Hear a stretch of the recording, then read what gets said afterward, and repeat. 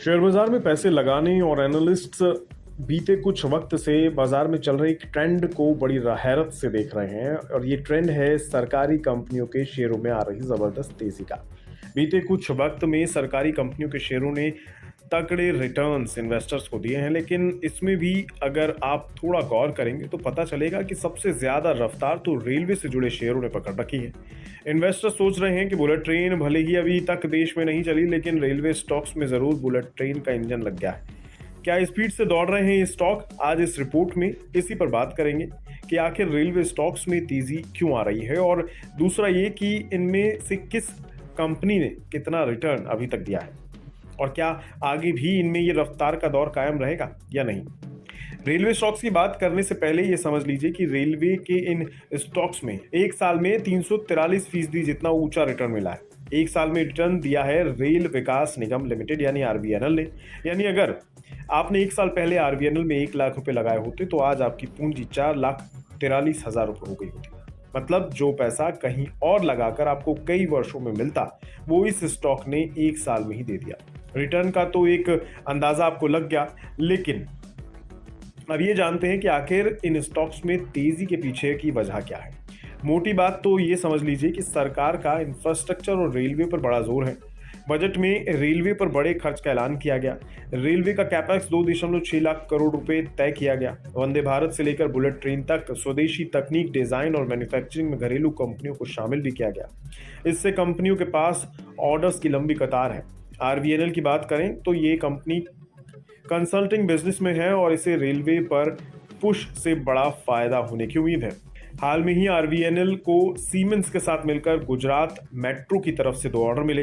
RVNL के शेयरों के लिए एक बड़ी खबर 2 दिन पहले भी आई।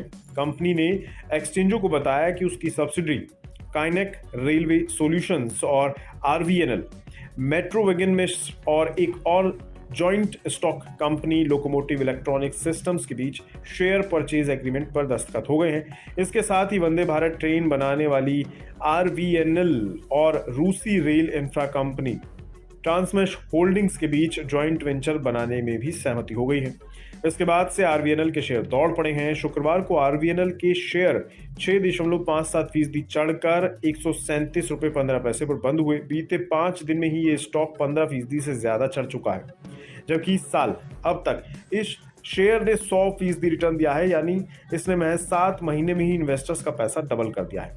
एक साल में इसमें 343% और 5 साल में 595% रिटर्न मिला है। रेलवे की ही एक और सरकारी कंपनी राइट्स लिमिटेड के शेयर शुक्रवार को 7.50% उछाल और 546 रुपए पर बंद हुए। 5 दिन में ये 16% से ज्यादा चढ़े हैं। इस साल अब तक इसने 33%, एक साल में 78% और 5 साल में 115% का रिटर्न दिया है।